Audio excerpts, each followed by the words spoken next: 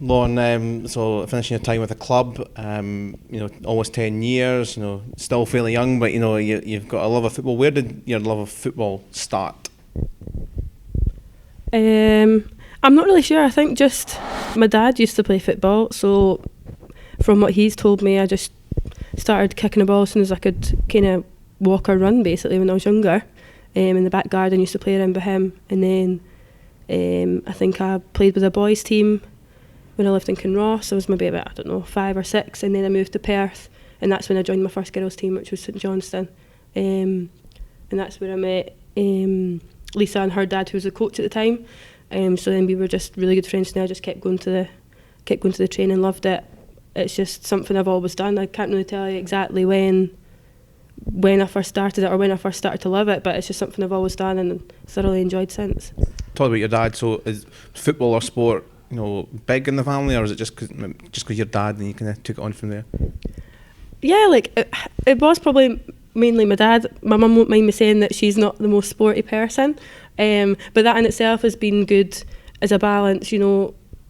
Having football is such a major part of my life. Sometimes it's all go, and it's football all the time. So it's been great to have my mum who actually isn't that way inclined. But yeah, certainly just, I think my dad used to play when he was younger, not you won't mind me saying, not to a certain level, but I used to just always ask him to go to the park with me. And then as soon as I've got a wee brother as well, as soon as he was of age to go to the park, he wanted to play football as well. So it was just kind of something that I just always wanted to do, and just was always out playing football. So it's just where it came from, I think. Probably more, I guess, when you got into maybe your teenage years and you started to play for clubs. I mean, the football is a different kind of game now, the women's game. What role models were there? Was there any football players, female football players that you kind of thought about, in your maybe teenage years? I'm just trying to think. Personally, not. I lived in Perth, so the kind of only football I'd been to was just with St Johnstone. At the time, I think there was only us and one other girls' team at that time in Perth. Most of the teams were in Dundee, but I did go to a few Scotland matches. They had a partnership with McDermott Park, and they had a few national team games there when I was growing up. So I'd seen people there, like so Julie Fleeton was probably the main one for everybody at my age, that stood out as a female role model for us. But I can't really remember an exact women's footballer, for example, until I probably came to the club when I was 16, and there was an abundance of players there that I could look up to. So yeah, I guess as a side note of that, it must be good, as with a bit of Perth in your heart, to see someone like a club like St Johnstone now kind of taking it seriously, and there's now a bit of, there could well be role models at that side of the country, in the coming years. No, yeah, of course. I was delighted last season when we drew them in the cup at the beginning of the year, so we got to play in Perth, so that was great. I also worked at McDermott Park for a number of years, doing matchday hospitality and stuff, so it was great just to have a game there. And then before I know it, we've got them again in the cup later on in the season, so I'm going back to the same place. So I was delighted actually last season that I had a chance to go back and play. And some of the players that play, it was Dreamfield last season, obviously it's St Johnstone this season, which is fantastic in itself that they've got that link and that partnership, which is really great. But it was amazing to see some of the girls I used to actually play with when I was younger, and they've always been really welcoming and kind when I've went back to Perth and maybe went to a couple of sessions just to kind of see them and maybe train here and there over summer. So yeah, it's really great, it's fantastic. So tell me about how the approach from City came. How did it come about that you came to Glasgow City? We were playing for St Johnstone girls at the time, so Lisa Evans' dad Richie, he was our coach, and at that time Glasgow City's coach was Eddie Black. So we were going to the Gothia Cup, which was essentially, I don't know if you've heard of the Gothia Cup, but it was essentially teams from all over the world go to Sweden, Gothenburg, and play in a massive tournament. So we're preparing for that. So Richie got Eddie in to give us basically a training week. So we're down at Northmuirton in Perth. I remember it really well actually. We had amazing weather, it was sunny, it was just like a wee mini training camp. So we just went, trained every day. Eddie came in, gave us some training, which was amazing. And that's when I think he first seen a few players that he thought had some talent or had something about them that he wanted to bring them to Glasgow City. So it just kind of stemmed from there, and before we knew it we were playing with the Glasgow City development team, and we had a great bunch of girls, and we started in the second division that year, and we had a great year, and we got the opportunity to train with the City first team players on a Thursday night at Glasgow Green, and it just kind of snowballed from there. That's all I can really remember about it. Yeah, that snowball effect, making debut, playing Champions League last 16, in the first team, that was some baptism of fire coming all the way through quite quickly, and you're playing, European football. Yeah, like as I say, at the time I was 16, I think, so it just kind of came like a whirlwind. I remember I was actually on a Scotland trip with under 17s immediately before the Glasgow City. It was a different sort of setup. It was like a last 32. It was like a group rather than a knockout at that time. So we're in Norway. Went to Norway, and it was quite overwhelming because obviously I didn't really know all the girls that well, and I was much younger than a lot of them that were there.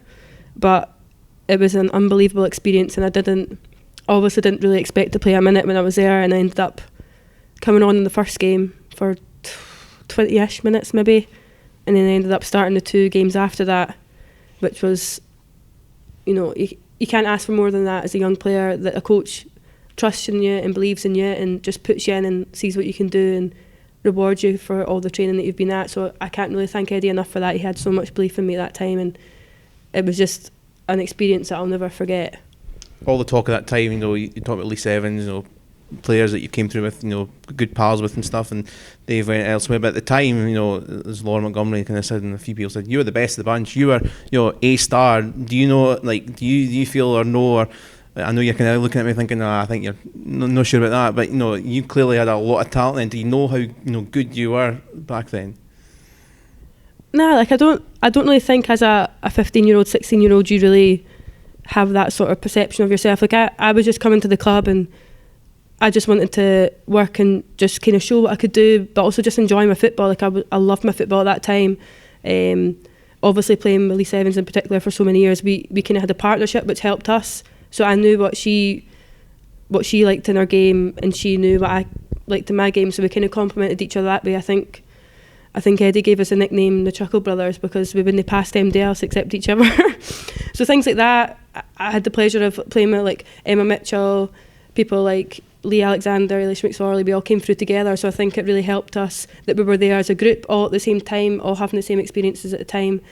I mean, obviously it's nice that, I know Laura said in her article that I was the best of the bunch, this, that and the other, but I didn't really, at the time I would just played football, played what I seen. I really loved playing in the position I played in. I obviously played centre mid back then before making the transition into a centre defender. But yeah, I couldn't say I was the best of the bunch. Like if you look at the girls that I was in the same age range as, and the same group of players as it came through together. Lisa and Mitch and Lee have went on to, play at some of the best clubs in Europe, play at international level consistently. They're players that I couldn't be happier for. That's what their life is now, because they totally deserve it, and it was a pleasure to play with them, especially when I was younger at youth squads as well. I had a feeling you'd be quite modest about it. I guess you could have been somewhere at that level, but as you were kind of progressing through, and were getting time in the first team, and team were now winning things after Hibs had a period of domination in the mid sort of 2000s. You had a chain line over a few years of ACLs. That was certainly the first one. How the timeline? How did that progress? And your thoughts and feelings over it was a tricky few year period where you kept getting ACL injuries. I think my first one was, you're testing me now, what are we now, 2018? Yeah. My first one was, I was 17. I was in La Manga with the under 17s at that time. I think it was actually Shelley Kerr's first trip as our coach, which was amazing. I think it was at the first training session we had there, literally off the plane, then went to the first training session, and it happened. But I didn't actually know that's what it was. I was getting a fitness test before the second match to see if I was fit to play. I think we couldn't really get to the bottom of it until I came home and had a scan, etc. So 17, so that must have been 2000 and... How old am I now? I'm 26 now. I think it was 2010, and then I came back from that. My first ACL was tough, but I didn't really know what it was. I didn't really know what to expect. Like, the surgeon said, "Oh yeah, you've torn your ACL." I remember my dad being like, "Oh," like, because obviously he knows a bit about football, so he'd kind of heard that before, and he was kind of a bit gutted. And I was like, all right, cool. Like, what happens with that?" He's like, "Oh," like, and told me how long the layoff was, and I was a bit like in shock. So the first one was it was what it was. I was like gutted, obviously, that I was going to miss so much of going away with Scotland as well, because at that time playing youth squads, under 17s, under 19s, that's kind of the pinnacle of what you can hope for as a youth player playing for your country. So I was fine. I managed to get back playing, played in the qualifiers for Scotland again in Sweden about a year and a half later, and then the second phase of qualifying we went to Austria, and then I did my other knee. So I did my right one first, then I did my other one, and that was tough, more probably mentally than physically. Like, obviously it's sore, but I just knew how much work and how much time and how much sacrifice it takes to come back and get there, and I just wasn't really sure whether I'd manage it. But then at the same time I thought, oh well, that's my right one and my left one, so maybe there was genetically something that needed to be fixed. So I thought, oh, that's right, okay, I'll just get back in the rehab. And I can't thank Louise Duncan, was the physio at Glasgow City at the time. I can't thank her enough, like, for all the work she did with my rehab. It was unbelievable. I was also at academy as well, and Joanne McLean was the physio there. I had like such great treatment from the both of them. I honestly wouldn't be. I've got back playing football after that, and then so after my second one, I just was getting back training, and looking back on it now, I probably was doing too much in training it all at once, and I ended up doing my ACL for the second time on my right, and I think that pretty much wiped me out for a time. People closest to me, I was still at the National Academy then, so we're up at Stirling, and I lived with the girls like Lee. I lived with Lee like the full time at uni, so about 6 years. People like Lisa and Mitch and other people around that time, and people closest to me would know that the third one was kind of knocked me for six. You feel like finishing? Yeah, like I did. I basically had in my head, I thought I'm just gonna call it a day and stuff for a while.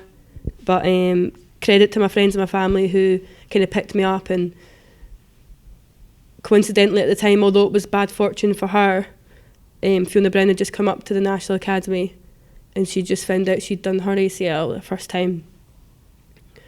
And then I knew her from just playing against her with Celtic. She used to play for Celtic, and she played us a couple of times, and I thought she was a really good player, and she just found out, and she was just moving up to the National Academy. So as someone who'd been there for a lot of years, if I was in her position and that saw somebody give up after doing their ACL, I'd think, oh God, like, what's going to happen to me, sort of thing. So coincidentally, it was bad fortune for her at the time, but at the same time, we managed to basically essentially do a rehab together.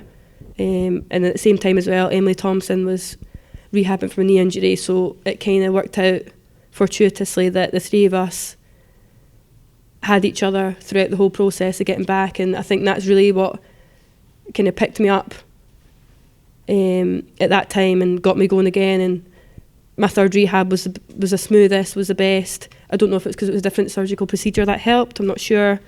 But that was a really tough time, and I can't thank the people closest to me enough. Like, they know who they are. And as well, I seen Laura briefly today at half time, but I was joking with Laura and Cass that I was just saying thanks for basically not binning me after the first few years I was here, because I spent half the time sitting from the sides watching, or not actually being able to play on the pitch or making any contribution to, or in my head I didn't feel like I was making any contribution to the team. So it was tough, but I can't thank the club and my closest friends and family enough for helping me through that. Yeah, and you got through it though, and you did get back to the playing. You've had a good run over the last sort of few years. Probably fair to say, whatever you said before, whether it was the best or whatever, you had a big talent at a younger age. Probably in the last few years, I guess, been playing at maybe 70-80% and maybe what your potential because of your injuries and stuff. Do you blame, or did you ever think, those ACLs, these things have happened, maybe cost me, a move away abroad, or Scotland caps. You ever think about that, or are you too modest to think, probably no thought about that? No, I think I'd be lying if I said I didn't think about maybe what if. People can think what if in all manner of ways in life, and obviously at times I've thought, if I maybe didn't have that ACL, what would I be doing, or where would I be, and things like that. But I think as I've got older, I've managed to maybe think less negatively that way, because it's not a good place to be in, thinking what if all the time. You've just got to kind of work with what you've got. It is what it is.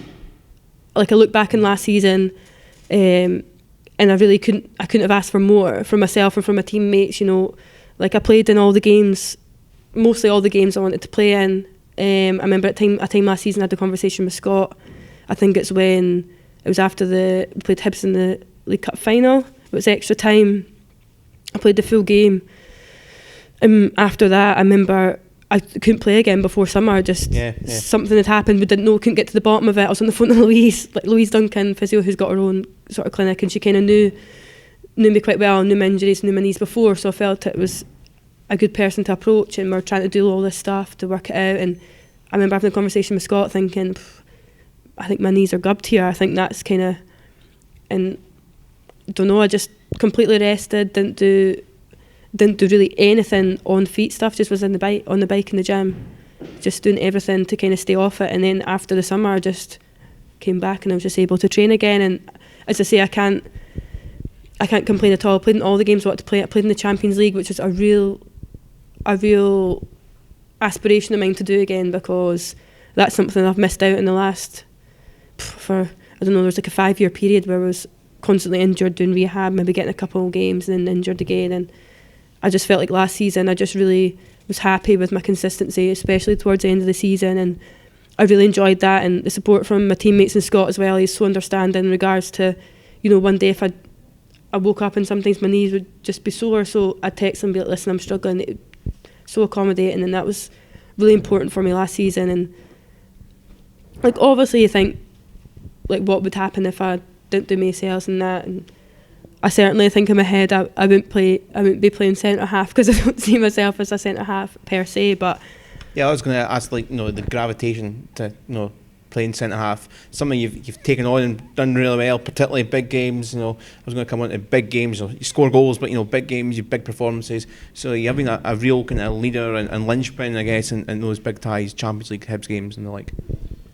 Yeah, I think it was Eddie originally, before Scott come, that saw maybe the transition into centre half as something good for me, because naturally centre half, you're 90% of the time you're facing the game, you're not twisting and turning as much. You don't have to have a good engine, you don't have to be necessarily on the move all the time. And I think, especially the types of injuries I've had,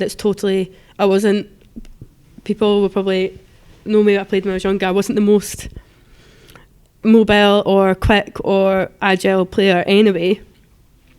So I think with these injuries, I just didn't have the sort of sharpness and agility to kind of play to my potential in the midfield anymore. And so transitions back, and the way we like to play at Glasgow City, the centre defenders are on the ball quite a lot, and I'm comfortable with the ball at my feet, so it kind of seemed like a good fit for me. I didn't really see myself before as a kind of physical player or heading the ball or going at the challenges, etc. But I feel like I've learned to kind of have that in my game when I need it, and it's taught me a lot, communication and talking and positioning wise. And I think centre defence is kind of the only, I've asked Scott to play me up front a few times, but he's no for budging. But yeah, I can't complain at all. I've the season just passed, I thoroughly enjoyed playing there, and I feel like I helped the team playing there, so that's the most important thing at the end of the day. If you contribute towards a team, then it doesn't matter where you're playing. Yeah, it was a shame you didn't get to play up front for the Kilmarnock last game, League Cup. You never scored a League Cup goal for City, so it's the only one you've not scored.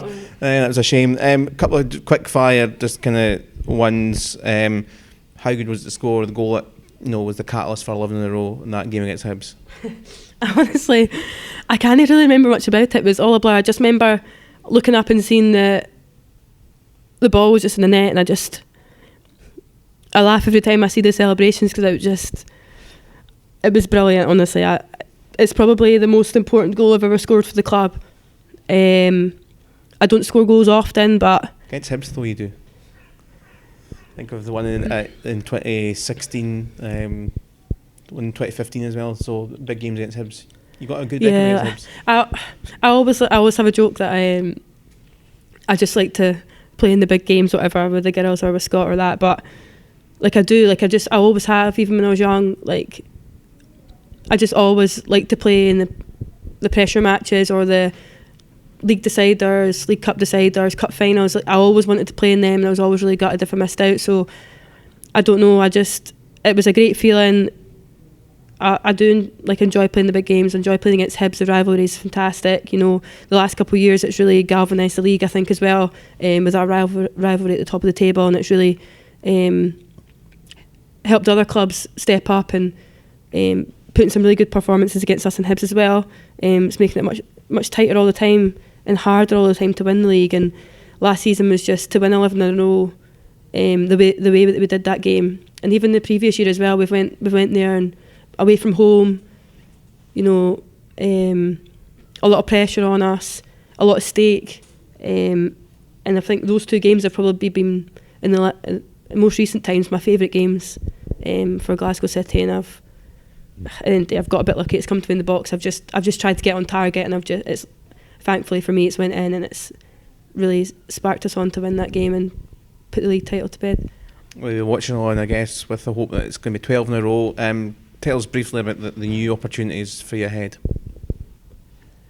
I just think I've always wanted to move away. I've always wanted to move abroad. Obviously, it's bittersweet because Glasgow City's been a massive part of my life the last 10 years, and it's like home for me as well. Like coming to games and coming to training, like it's coming home. Like a lot of the girls here have been here for a number of years at the same time. Like obviously, Leanne's been here for the full 11 titles in a row. I'm not sure how many. I think I've maybe been here for 8 or something like that. But so Leanne, you've got people in there that you see on a day-to-day basis. I was just saying to the girls in the changing room that I can't thank them enough for their support and how they've helped me get through my injuries, and the same with Cass and Monty and the club in general, and Scott and Eddie who's here before. You know, I can't really explain it for people that have not been here, but it's a great club, and I've thoroughly enjoyed my time here. It was a big decision to move, and I've just always wanted to move away, and I think for this time in my life and in my career, I need to think about what's after football. You know, especially with my injuries and stuff. I don't know how long they'll last from week to week. Like some weeks are great, don't have any issues with them. Some weeks are not.